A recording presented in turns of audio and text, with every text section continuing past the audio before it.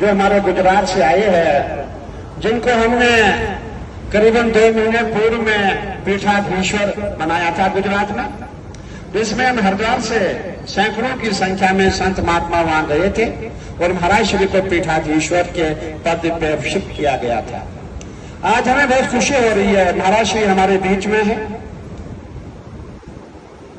खुर्शीपुरी जी महाराज इनका नाम है और आपका जो आश्रम है, जो आपका मठ है, रघुनाथपुरी मठ के नाम से आपका आश्रम है।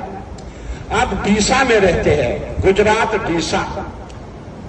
आप इसी गुजरात के हैं जहां के हमारे माननीय प्रधानमंत्री जी हैं। आप इसी गुजरात के हैं जहां के हमारे माननीय गृह मंत्री जी हैं। और गुजरात की भूमि ने हमारे देश को बहुत कुछ दिया है। अगर हम महात्मा गांधी की बात करें, सरदार पटेल की बात करें, हम माननीय प्रधानमंत्री की बात करें, गृह मंत्री जी की बात करें, हमेशा गुजरात ने पूरे भारत को दिया है।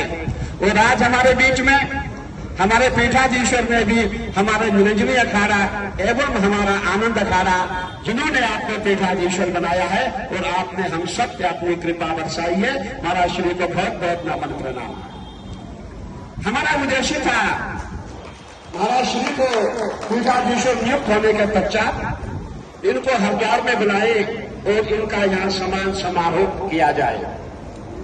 और बहुत अच्छा हुआ, हमें बहुत अच्छा लगा जब हमारे शुभम गिरी जी महाराज, जो बीच में हमारे एक हनुमान जी का जो एक रोल पैदा किया आपने हनुमान जी बनके महाराज श्री को आपको निरंजनी अखाड़े में लाए, आनंद खा गया।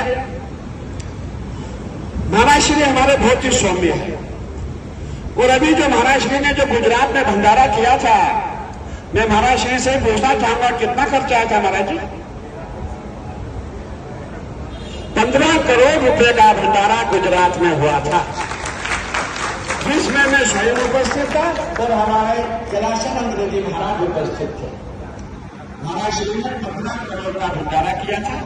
और भंडारा जो था, आप ये चलो भंडारा मैं आपको क्या बताऊं, जैसे जगदीशपुर के खेत है उसमें भंडारा था और उन खेतों में क्या था, जैसे चांदनी चौक बना हुआ था। लाखों की संख्या में पूरा गुजरात महाराज श्री के कार्यक्रम में था। और जब वहां चावल आते थे, चावल कैसे आते थे? ट्रैक्टर में चावल आते थे। इसमें जैसे हमारे यहाँ पतीले चलते थे, वहां ट्रैक्टरों में चावल बन के आते थे। और लाखों की संख्या में पंगत में लोग होते थे। वो जो लस्सी आती थी, दूध आता था, वो टैंकर में आता था, टैंकर में आता था।